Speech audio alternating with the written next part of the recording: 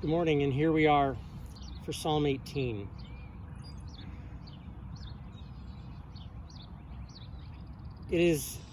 Has a note that's actually in the Hebrew text that says it's a psalm of David, the servant of the Lord, who addressed the words of this song to the Lord on the day when the Lord delivered him from the hand of all his enemies and from the hand of Saul.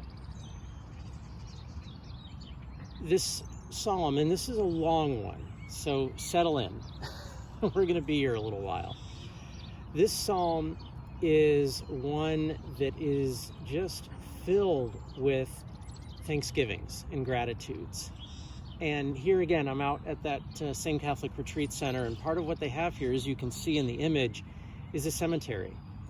And it has the headstones and burial places of, I didn't count them all, but a lot of nuns who had lived here. And I think about, as I'm just looking out at some of these, over the long time that this has been here, how many thanksgivings and gratitudes and stories of God's work would be lifted up by these saints who are buried here.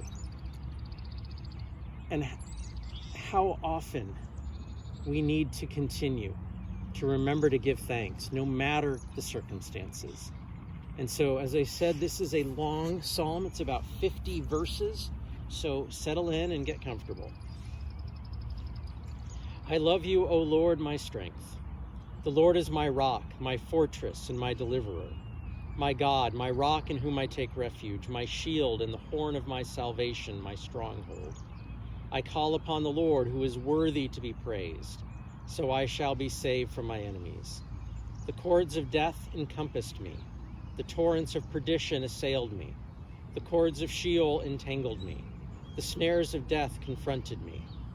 In my distress I called upon the Lord, and to my God I cried for help.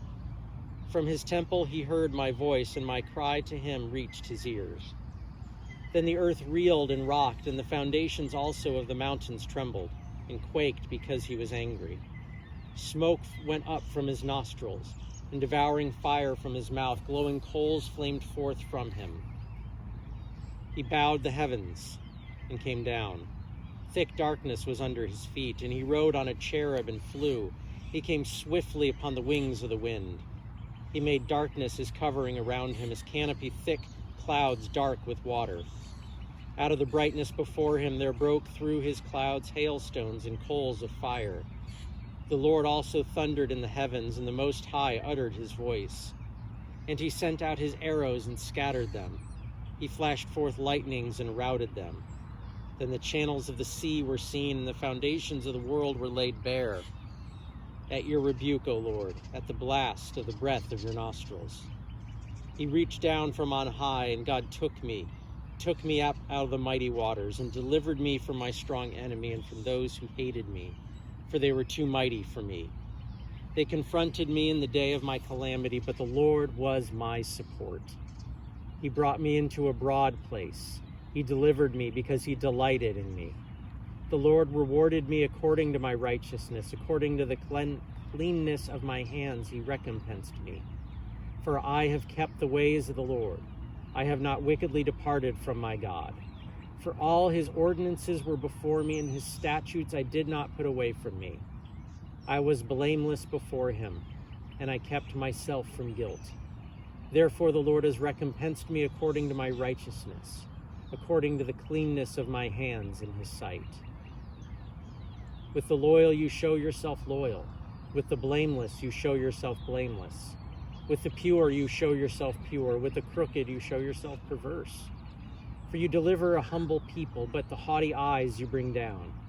It is you who light my lamp. My Lord, my God, lights up my darkness. By you I can crush a troop, and by my God I can leap over a wall. This God, his way is perfect. The promise of the Lord proves true. He is a shield for all who take refuge in him. For who is God except the Lord? And who is a rock besides our God? The God who girded me with strength and made me safe. He made my feet like the feet of a deer and set me secure on the heights. He trains my hands for war so that my arms can bend a bow of bronze. You have given me the shield of your salvation, and your right hand has supported me. Your help has made me great. You gave me a wide place for my steps under me, and my feet did not slip. I pursued my enemies and overtook them, and I did not turn back until they were consumed. I struck them down so they were not able to rise, and they fell under my feet. For you girded me with strength for the battle. You have made my assailants sink under me. You made my enemies turn their backs to me. They cried for help, but there was no one to save them. They cried to the Lord, but he did not answer them. You delivered me from strife with the peoples. You made me heads of the nations. People whom I had not known served me. As soon as they heard of me, they obeyed me. Foreigners came cringing to me. Foreigners lost heart, and they came trembling out of their strongholds. The Lord lives. Blessed be my rock, and exalted be the God of my salvation, the God who gave me vengeance and subdued peoples under me, who delivered me from my enemies. Indeed, you exalted me above my adversaries. You delivered me from the violent.